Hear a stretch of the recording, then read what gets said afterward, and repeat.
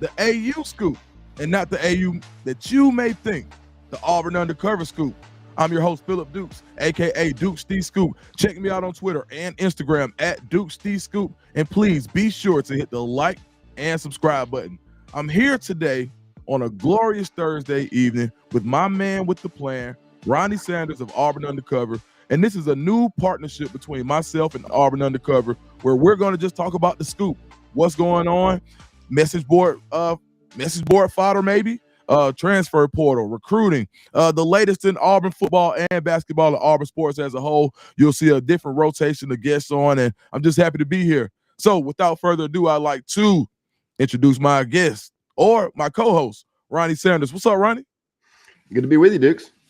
Yeah, man. Good to be home, huh? Absolutely. Glad to have you back. Yeah, man. Getting the band back together. So it's really so I want to start with a tweet that I saw earlier. Ronnie, I don't know if you have it, and I don't want to be I don't want to be the messy guy, so to speak. But I would just like to go and read this tweet out aloud if we could. So here's a tweet by Avinish Kanuta, who is a beat writer for Cal.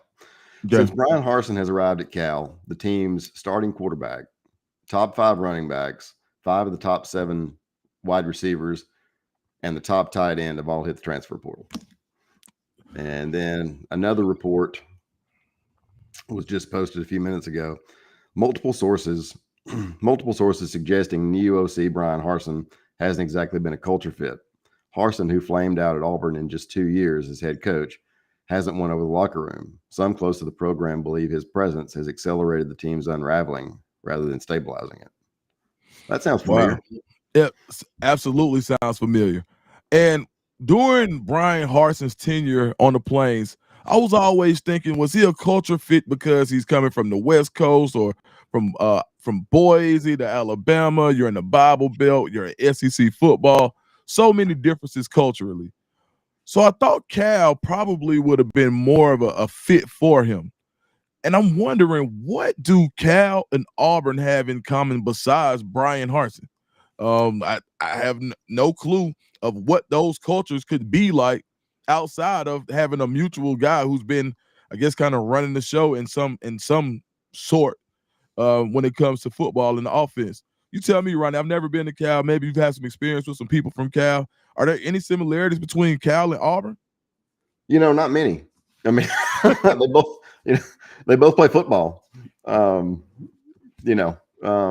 think our next guest could probably add something to that. But I think the common denominator, as you mentioned, is Bryan Harsin. And right. I didn't know Harsin. Obviously I know a bunch of coaches, but I didn't know Harsin. I'd heard all the stories, and then found out up close and personal when he got to Auburn, and turns out they were all true plus some. Yeah. I can't imagine that between him and Nick Rilovich, that things are great out there in Berkeley. In fact, I'd be surprised at the job. I would be shocked if it didn't open at this point. All right, so to dive into the culture in Cal, just so we can kind of figure out if we can draw any parallels, we've got former Cal Bear and Golden Bear, and also NFL veteran, Super Bowl champion CJ Anderson. What's up, CJ? What's up, Dukes? Ronnie, what's you doing, man? Thanks for having me. Good to see you, CJ. All right, so we hear about what's going on with the Cal football team. We know that you're really heavily involved out there, and I'm wondering, how can you have two polar opposites when you think of football, such as Cal and Auburn? And I'm trying to figure out, how could Bryan Harsin go do the exact same thing he did at Auburn that he's doing now at Cal? Now, look, I don't want to put you in a bad spot, so just tell me this: are there any? What's the culture like at Cal, and what's it been like over the past few years? Well, it's been completely different since I was there, and Jeff Tefford was our head coach, and Teddy was coaching us. Then we move on to Sonny Dykes, and then you kind of got to see, like, I would say the Bryan Harsin treatment, right, where a West Coast guy goes down south and it doesn't fit. Sonny Dykes, a Southern guy, comes down to the West Coast, and we had a bunch of Mississippi cats and a whole Right. bunch of other cats under Sonny Dykes regime, and that didn't work out. So then, obviously we bring a guy like Wilcox who's been in the program before, Mhm. and obviously it's been offensive coordinator after offensive coordinator after offensive coordinator after offensive coordinator. Then you go get BH, um, and Nick, right, and Roto, right, and Mhm. I the best way to say this, trying to be politically correct. We're not Um, worried about being politically correct. Go ahead. the best way to say this is, I think you should learn from other people's mistakes. Okay. Now I know Cal was like super desperate because Spaz was there and he ended up going to Baylor, right? And that Right. was actually a good fit, but he ended up taking a better job at Baylor. So I think you learn from other people's mistakes. I don't know if Cal does that really well. I will say when it comes to administration and what it was when Teddy was there, it's completely different than what's going on now. But we're a different type of school. I mean, obviously we had a bunch of NFL players, including myself, right? Marshawn Lynch, Aaron Rodgers, Deshaun Jackson, Cameron Jordan. You can keep naming, right? We just had Cam Bynum who got paid this year, right? He comes from the Justin Wilcox era. But we're the type of we grab the type of kids where they're like myself who grew up in a certain neighborhood, certain lifestyle, right? But in California, that understands California, but becomes a Cal guy when they graduate or get their degree from Cal. Myself, Marshawn Lynch, right? We come from different backgrounds. Or, guys like Mitchell Schwartz who grew up academically inclined and in that way and are good football players and they still get the opportunity to play in the league. So the culture is kind of mixed, but I don't know if that culture has been there since Wilcox has been there. And then I think when you grab a guy like Harsin, who personally I don't think was the greatest hire, the best hire on the planet. But and part of it is because of you would think you go down to Alabama and learn, right? Go down to Auburn and Alabama and learn a lot of things about what the South do and what the SEC do and try to bring that back to the West Coast. Um, I would assume a lot of like us three in here, we would go somewhere and learn from our mistakes or learn what to take and try to implement that. So I'm pretty sure Wilcox had that in mind. Like, damn, you was down there playing big time SEC football. You sat in those coaches meetings. Saban is in there, right? Coach O was there at the time too at LSU. You would think you heard some gems or something that you can bring to us, but obviously that's not going well. And obviously you can see by some of the kids that I've coached in high school, some I've trained who are in the portal right now. If you were, go ahead, Ronnie. Well, I just, I heard a story, and I'm not sure I've even told this on the air. I'll go ahead and do it, though. I'll probably get in trouble, but, it came firsthand, so it's all right. One day Harsin is, they're sitting around in the meeting, and one of the coaches says, "Hey, look, hey, coach, we're not using all of our camp days. We need to get evaluations and, all those things." And Harsin looks at him and says, "I'm not worried about recruiting in camps. We'll outcoach people in this league." Now, good luck. You need good luck. players. SEC has put in 1,000 NFL players in the last decade. Like they've done the most every year that's putting NFL players in up top on with good coaches in the SEC. So that's an interesting take. I thought so. I thought so. Especially for a guy that lasted, what was it, 19 games, 18, something like that, not 20 games. Yeah, almost Nathaniel Hackett treatment at my NFL team in the Broncos, right? My team that I played for so long. Right. Nathaniel Hackett was the same way. It's crazy that you say that because I think it's funny. I think the biggest camp, and Dukes, you can correct me if I'm wrong. I think the biggest camp, and I got to see this when I was coaching at Rice. I think the biggest camp that I recommend my kids, I'm coaching high school right now, I recommend my kids go to is the DFW Showcase, TCU, right? It's like when I got there, I saw Ryan Day, Nick Say, I saw some of the top colleges from Division I, Power 5, at this gauge, Power 4, all the way to like D2. 80, 90 schools there. And that is June 5th and 6th. And Cal is hosting a camp on June 5th.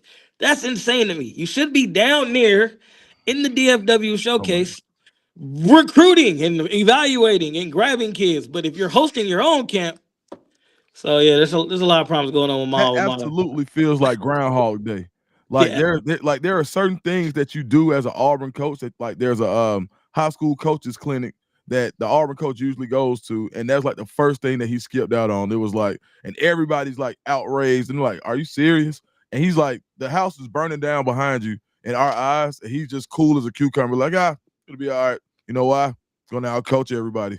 Don't worry. We've got the plan. And you saw how that went. So on the outside looking in, we see what we think about Cal from a distance being Auburn guys.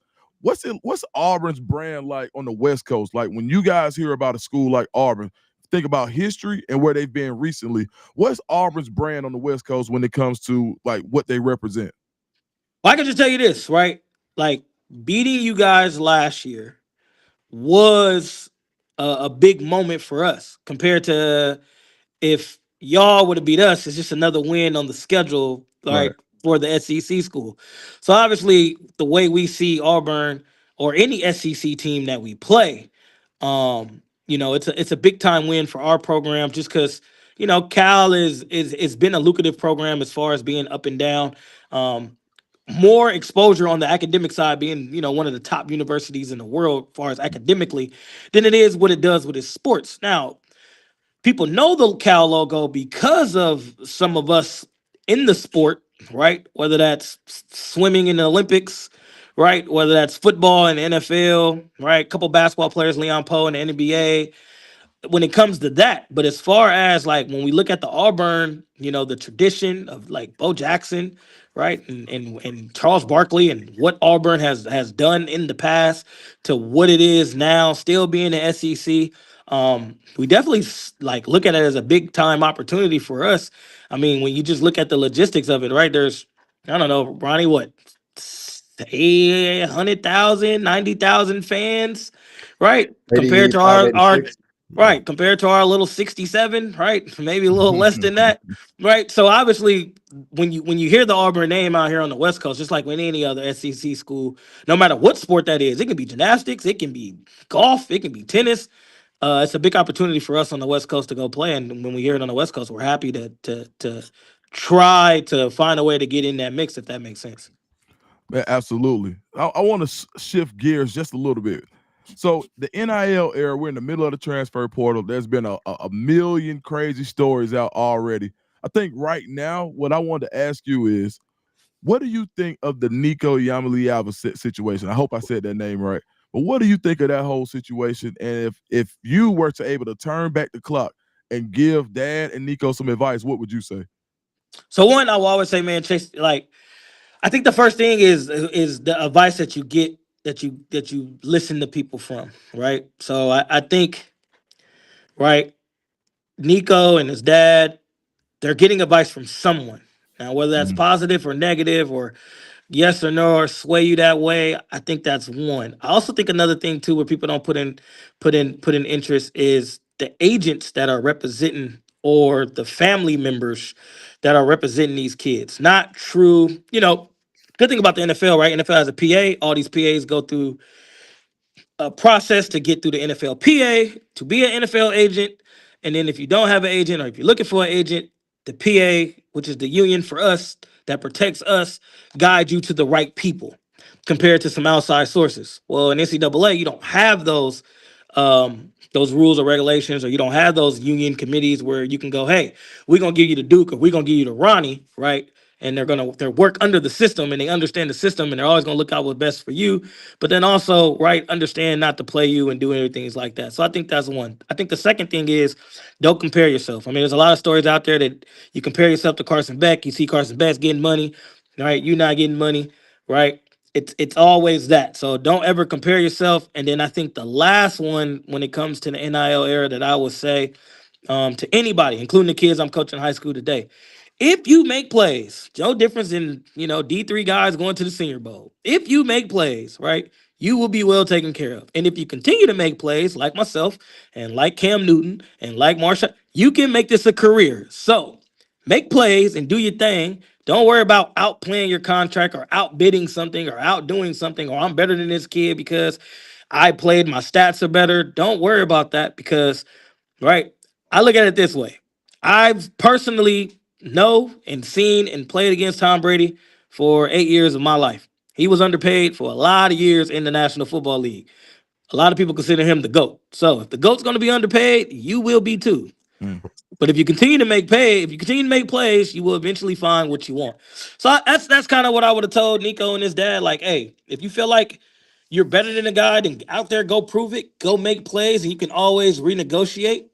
But I do believe in hype pool, man. I don't think nobody's bigger than the program. I'll always believe that. No matter where you come from, it's the same in NFL. No one's bigger than the organization. Now we'll take headaches, and we understand some players are better than others, and they'll take some headaches over others. But if you're making plays, then those conversations don't help. But you can't be holding out and sitting out. I just don't believe that. You got your teammates, right? I think the locker room is important. Some people in college, like myself, right? I got some friends that I made in college that are still my friends today. College is a one-time experience, and if you're holding out for the money, and obviously there's stories on it, so that's speculation. I'm not saying he was just holding out for the money. Obviously, it had to be bigger. Maybe it was some promises made, like with the UNLV quarterback, and it didn't pop up. Maybe some things like that. I don't know the ins and outs of it. But I will always say, man, making plays, just like the NFL will find you. If you make plays, the money will come to you. Absolutely. DJ, talk a little bit about in the NIL era, the difference between the NFL and college, and the locker room, and how that changes things, the money, and because it is a different animal. It's a different. There are no rules in the NIL right now. There are rules in the NFL, but talk a little bit about that. I think outside of the rules that you mentioned, Ronnie, I think the biggest thing, and this is what I like to say, right? When it comes to the business side of the National Football League, there's 32 teams, 32 owners, right? The shield is protected, the shield is looked at, and then we're going to market guys like Peyton Manning, Patrick Mahomes, right? Lawrence Taylor. We market those guys. Those guys are going to get paid way more because they are the face of the league, right? Same in the NBA, right? LeBron James, Kobe Bryant, right? Michael Jordan, etc. I don't know if the NCAA has ever marketed the team and an individual player. It's always been the programs and the sport. So I think that's one thing that makes it different in NIL, right? Like, obviously, we know pass rushers, left tackles, quarterbacks can go get paid, but you have to be bigger than life, in my assumption, right? In the NIL era, you have to be a Reggie Bush, you have to be a Cam Newton, you have to be a Johnny Manziel, where you might be bigger than the NCAA brand itself, right? And I think that's how that works. So I think that's one issue, the business side of the NCAA, right? Because of the historic, like we just talked about the history of Auburn. The historic history of Auburn will be way bigger, right, than anybody that walks through Auburn, including Cam Newton, including Charles Barkley, right? These are big names, but the program is bigger. The school and the institution is bigger. I think that's one.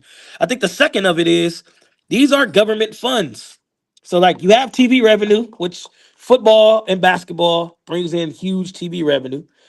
Baseball, maybe during the College World Series, maybe.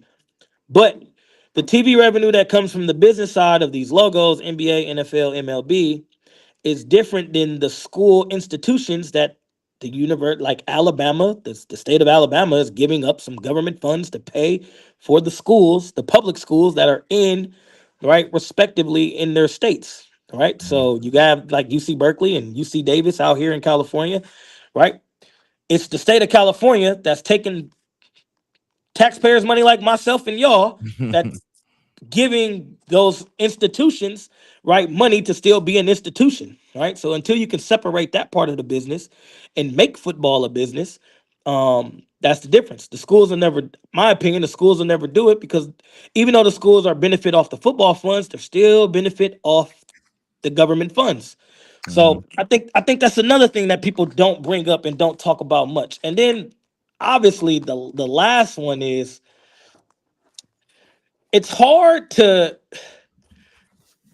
when I look at the NIL era, I look at the 2009 2010 NFL right before the lockout. Right, I think it was Sam Bradford who was the last one that got the big payday before he stepped on the football field, and obviously that didn't work out. Right. And I think the NFL did a good job of saying, we don't want to pay these kids who's coming out of college and never stepped on the NFL field, paying them 30, 40, 50 million a year, right? Or 50 million over 3-4 years, right? And they ain't done nothing yet.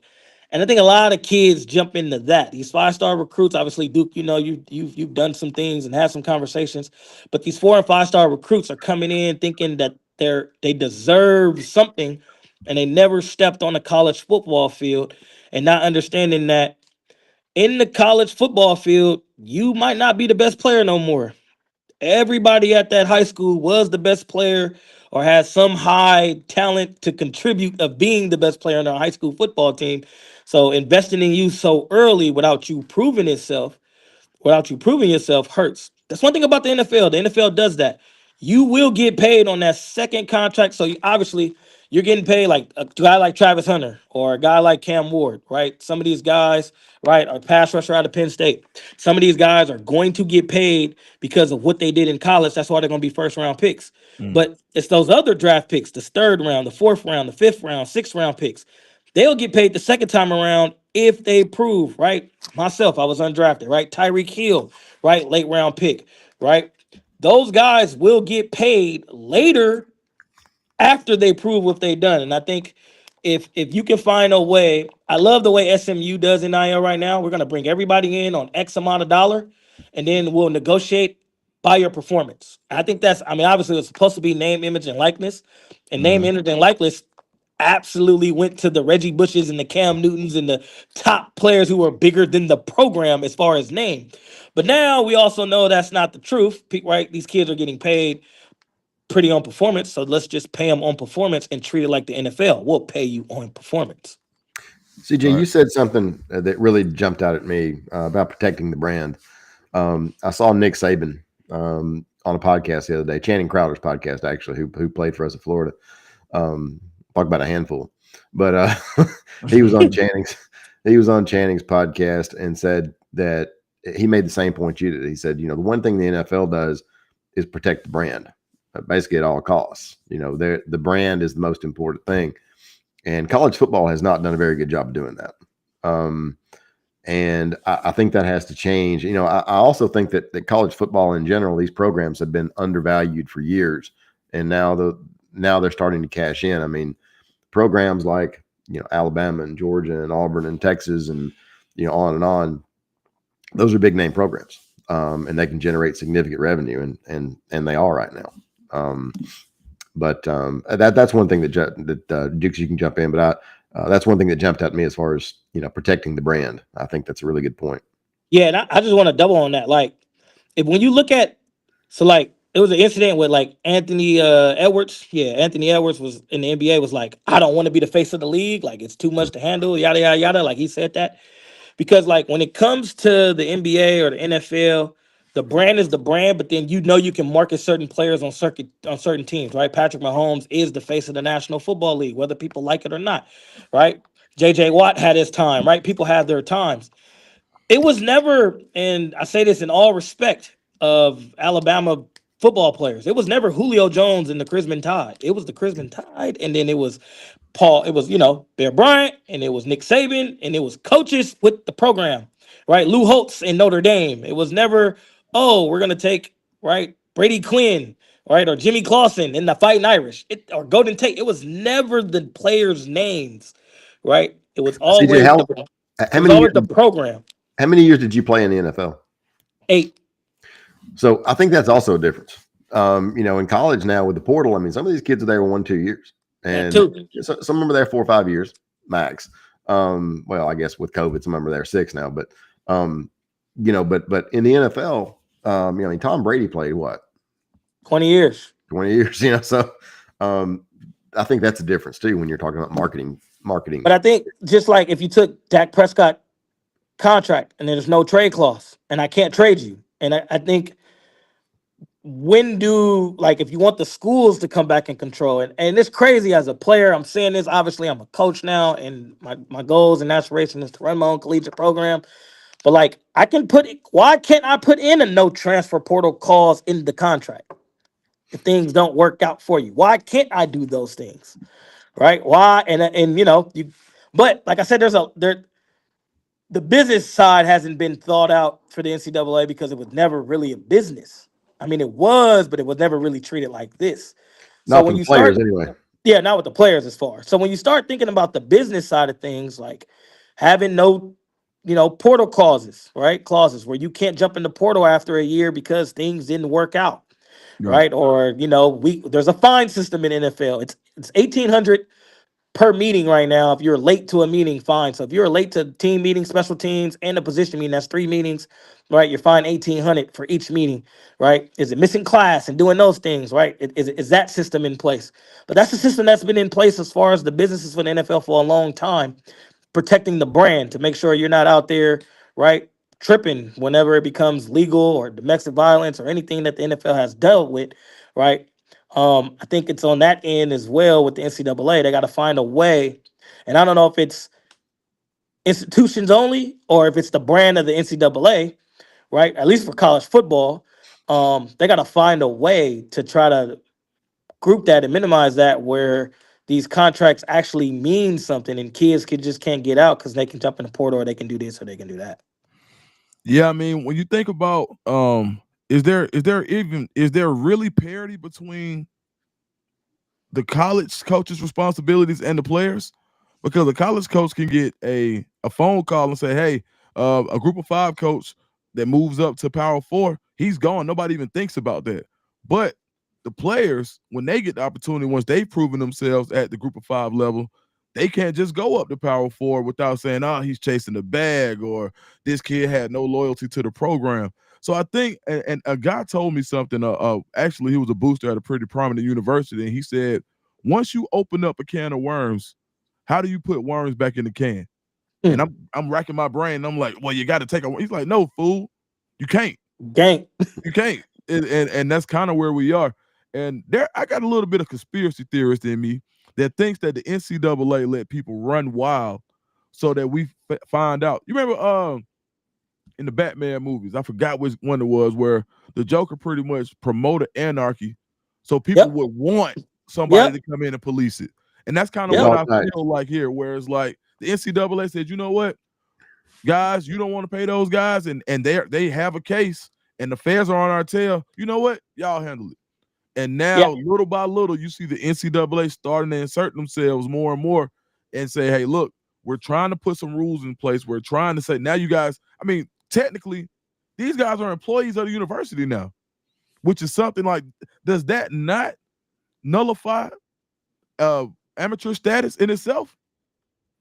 I mean, yeah, I mean, to jump on your first one with coaches moving, it wasn't a big deal until coaches started making millions of dollars to coach football. I mean, Bill Belichick making $10 million a year. In the NFL, Andy Reid making $20 million a year, right? Like, that's a lot of money to be just coaching football.